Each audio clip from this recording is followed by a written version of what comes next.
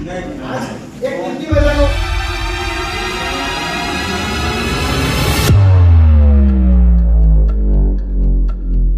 डिंकर कच्छप में हिम्मत है तो हमारा क्षेत्र में हमें सूचना देकर घुस जाए, तब हम समझेंगे कि हाँ वो आदिवासी का नेता है, चाहे कुछ भी है।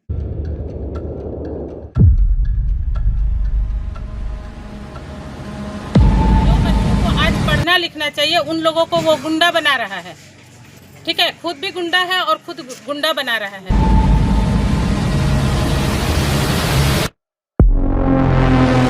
इसलिए हमें ललकारने की कोशिश ना करे डिंकर कच्छप।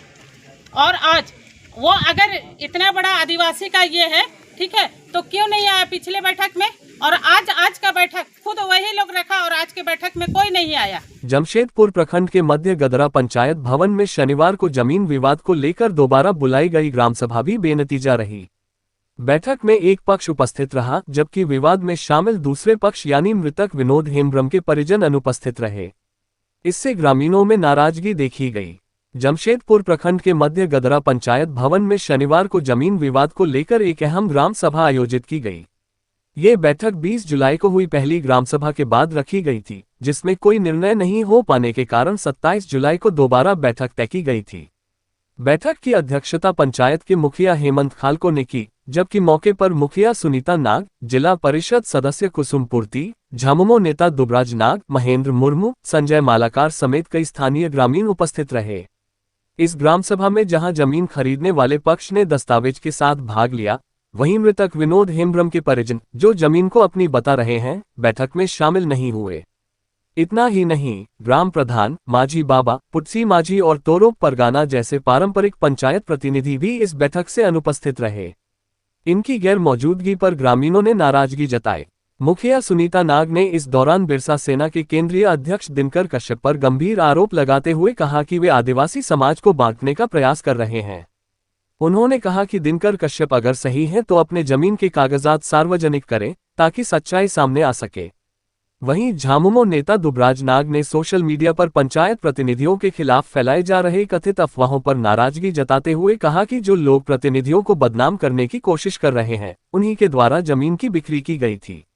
उन्होंने सवाल उठाया कि अगर मृतक विनोद हेम्ब्रम के परिजन सही हैं, तो वे ग्राम सभा में आकर अपनी बात क्यों नहीं रखते। दुबराज नाग ने चेतावनी दी कि क्षेत्र में बाहरी तत्वों की गुंडागर्दी बर्दाश्त नहीं की जाएगी। उन्होंने ये भी कहा कि अगर वाकई जमीन पर आपत्ति है और उसे वापस लेना है, तो जिनसे पैसे लिए गए हैं उन्हें ब्याज के साथ लौटाना होगा। मैं उत्तर पश्चिम गदरा की मुखिया हूँ और विगत दिनों मेरे पंचायत में कुछ बाहर के लोग आकर किसी गरीब का घर तोड़कर चले गए। उनका नाम शायद डिंकर कच्छप है और कुछ पढ़ने वाला आदिवासी बच्चों को लाकर इस तरह का गुंडागर्दी सिखा रहा है। अगर डिंकर कच्छप में हिम्मत है तो हमारा क्षेत्र में हमें सूचना देकर घुस जाए, तब हम समझेंगे कि हाँ वो आदिवासी का नेता है, चाहे कुछ भी है। आदिवासी की लड़की हम भी है और आदिवासी हम भी है। हम लोग सीना ठोक ठोक के नहीं बोलते हैं कि किसी का जमीन ले लिया, किसी का ये लूट लिया, वो लूट लिया।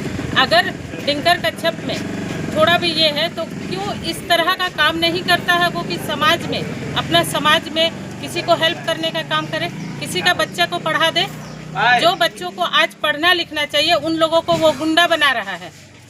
ठीक है, खुद भी गुंडा है और खुद गुंडा बना रहा है। ये गुंडागर्दी वाली यही काम है कि आप लाठी डंडा और हथियार लाके किसी का घर तोड़ रहे हैं, किसी का घर उजाड़ रहे हैं।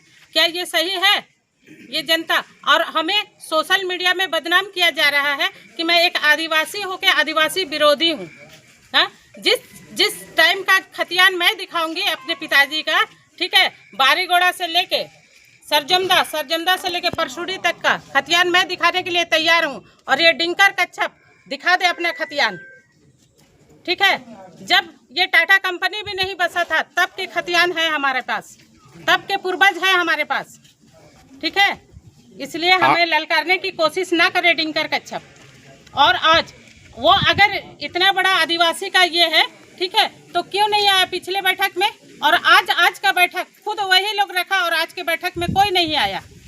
ये कहाँ का नियम है, ये बता दीजिए लोगों को। आप देख रहे हैं कितने भारी संख्या में यहाँ आए हैं इंसाफ लेने के लिए, लेकिन कौन इंसाफ देगा इन लोगों को?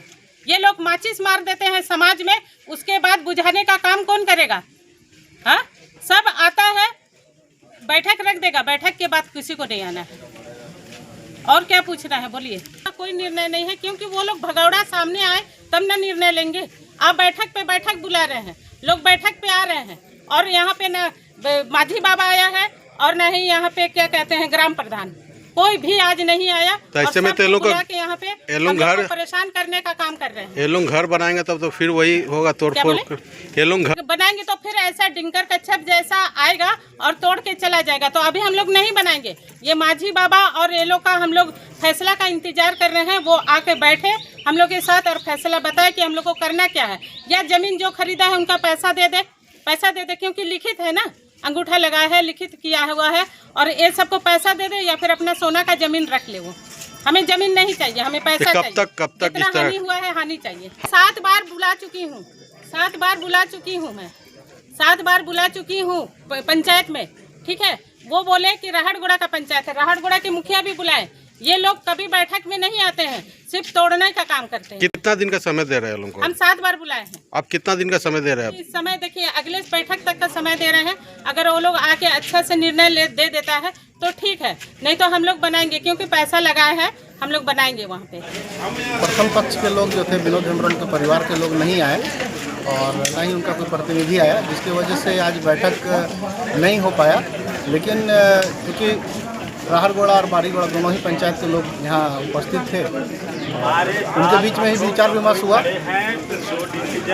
उनके बीच में ही ये विचार विमर्श हुआ कि जो ग्राम प्रधान, क्योंकि हमारे पंचायत प्रतिनिधि लोग उनको फ़ोन किए थे दिनकर कच्छप को कि आप किसके आदेश पे यहाँ आए थे घर तोड़ने के लिए, तो उनका जवाब था कि हम ग्राम सभा का आदेश से आए थे। ग्राम सभा यहाँ विनोद हेम्ब्रम के द्वारा किया गया, जो यहाँ का टोला का ग्राम प्रधान है।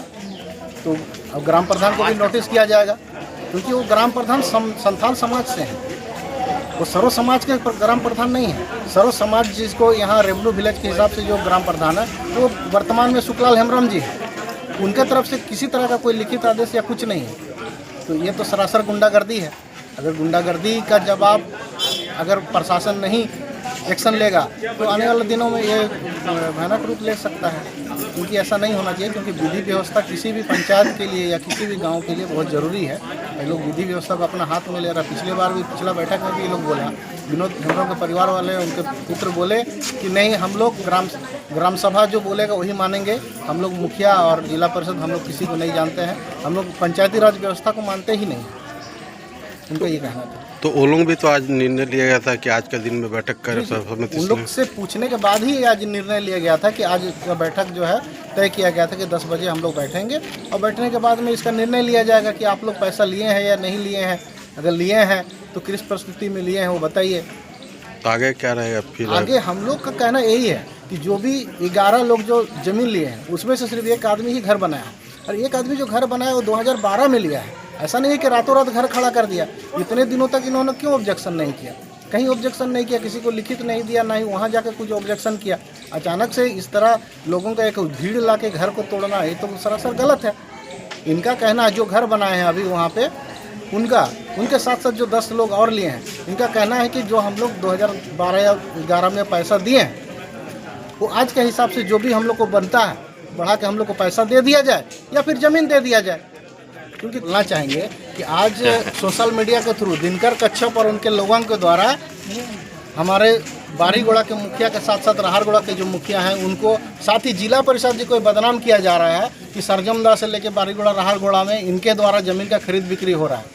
लेकिन जो बदनाम कर रहे हैं वो लोग एक भी ज़मीन ऐसा दिखा दे या एक भी आदमी खड़ा कर दे कि जिसमें हमारे हेमंत खलको जी या सुनीता नाग या कुसुम पूर्ति जी या कहीं पे संलिप्तता है।